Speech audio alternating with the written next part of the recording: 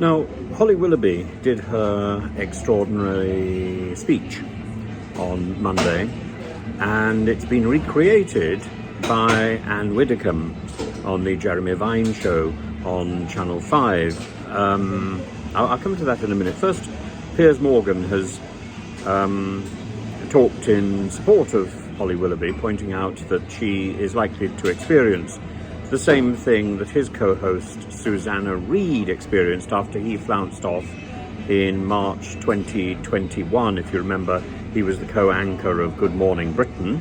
These shows are so interchangeable. Good Morning Britain, cheap television.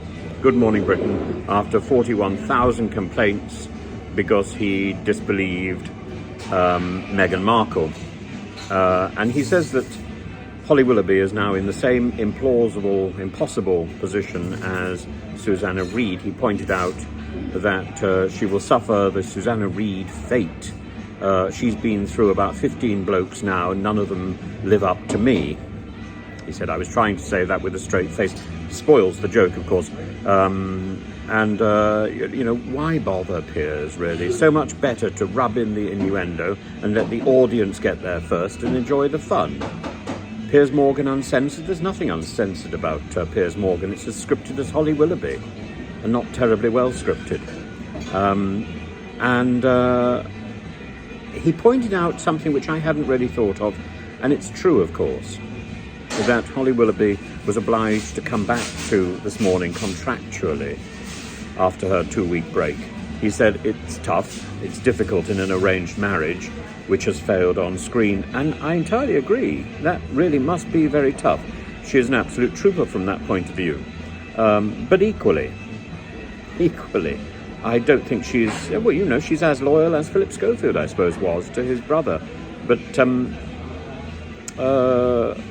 I think even if you're doing a public job, even if you're contractually obliged to do something, there should be some loyalty. And it's not that the public sees through the inauthenticity. It's that really we should be projecting positivity, not this fake jollity. Fake jollity, we can do that at Christmas.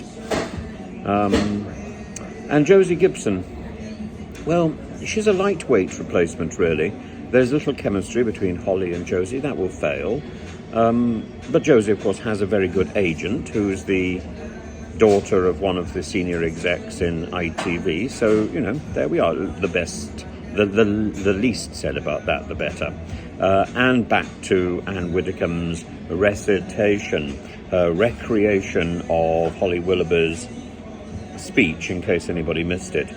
Now, Anne Widdicombe followed her recreation of the speech with criticism of the grammar. I just think it's a bit rich, it's a bit steep, and it's a bit unfair, given the fact that Holly Willoughby almost certainly didn't write that speech. It was written for her. And that's not her fault that the grammar is a bit wayward. And grammar changes, English changes, and we shouldn't be locked in the past. We should embrace the present and embrace this changing, incredibly dynamic language. So Anne Widdicombe's wrong, but that's not the first time I've said that, is it?